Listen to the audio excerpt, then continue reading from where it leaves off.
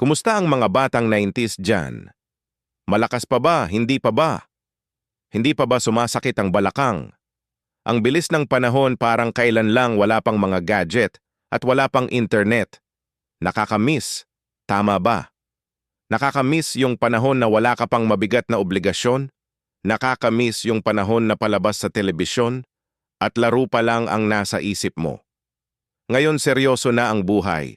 Napansin mo ba na habang tumatanda ka, ay palungkot na ng palungkot ang buhay?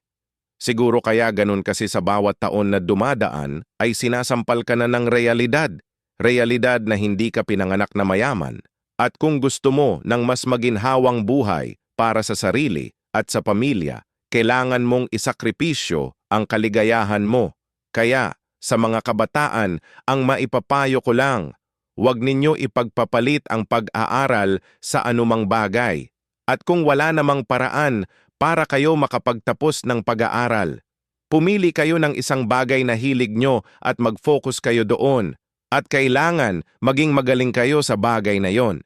Anuman ang pagsubok na dumating sa inyo, huwag na huwag kayo susuko. Kung madadapa man kayo ng 10 beses, bumangon kayo ng 11 beses, tandaan mo ang realidad na darating ang araw na ikaw ay magiging kwento na lang.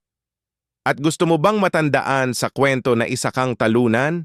Bago ko tapusin ito, may iiwan akong advice na pwedeng magbago ng buhay mo. Simulang ngayong araw na to, ay develop mo ang sarili physically, mentally, spiritually, and emotionally. Mag-ehersisyo at kumain ng masustansya. Palakasin mo ang katawan mo. Magbasa at manood ng bagay na mayroon kang matutunan. Magsimba 1 beses sa 1 linggo at huli manood at makinig ng mga bagay na magbibigay sa inyo ng inspirasyon. Siguraduhin na paglaanan mo ito ng oras at gawing parte ng iyong sistema. Ito ang magiging sandata mo at magbibigay sa iyo ng confidence sa pagharap sa mga pagsubok araw-araw.